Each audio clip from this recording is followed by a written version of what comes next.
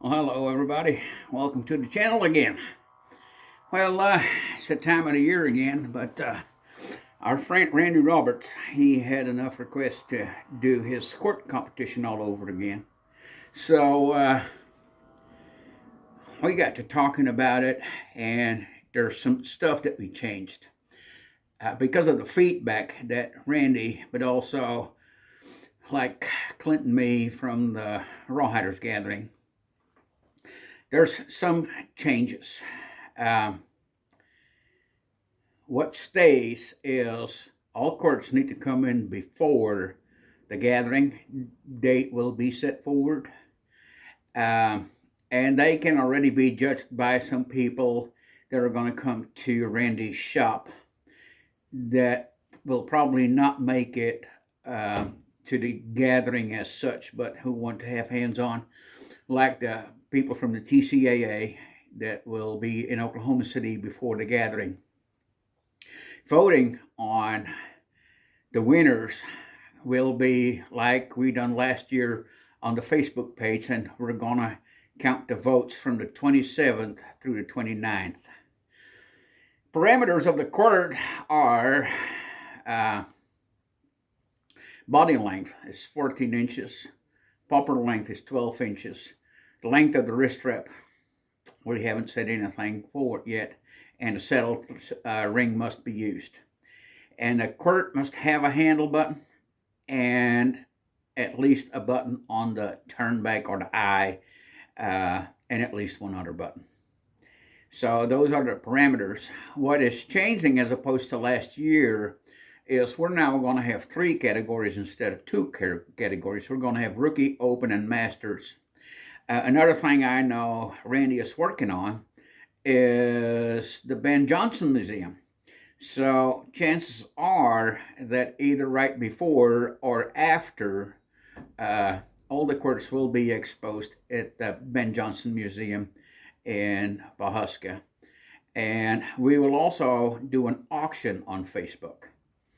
And I know Clint Haverty is working with Adam Swan from the Saddle House to see how he did his and what we can learn from that.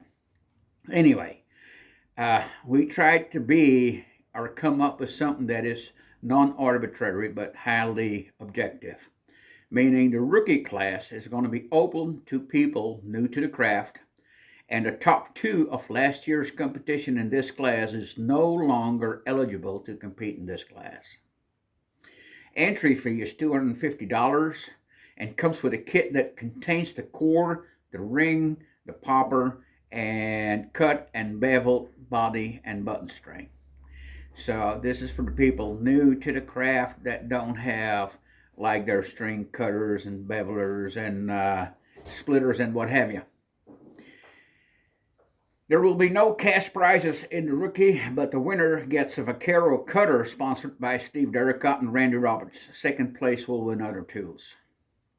For the open is going to be for every rawhide braider except the champion and reserve champion of last year's competition, and the competitions we're going to take into account is the Rawhiders Gathering Court competition, the competitions that they had in Elko, and the competitions that they had in Sheridan.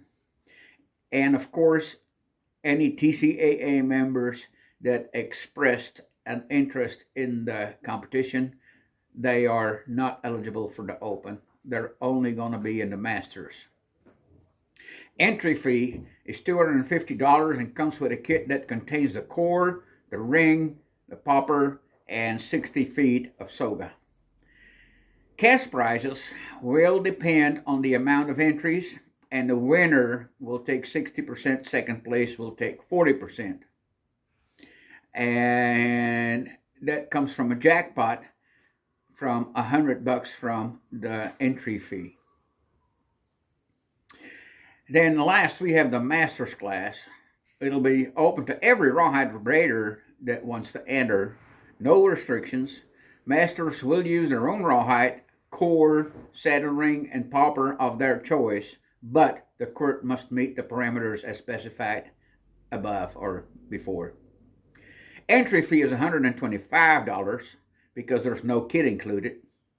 And cash prizes, again, will depend on the amount of entries. A winner will take 60%, second place will take 40%. During the competition, the quirts will be auctioned off if the maker wants it to, with or without a reserve set by the maker.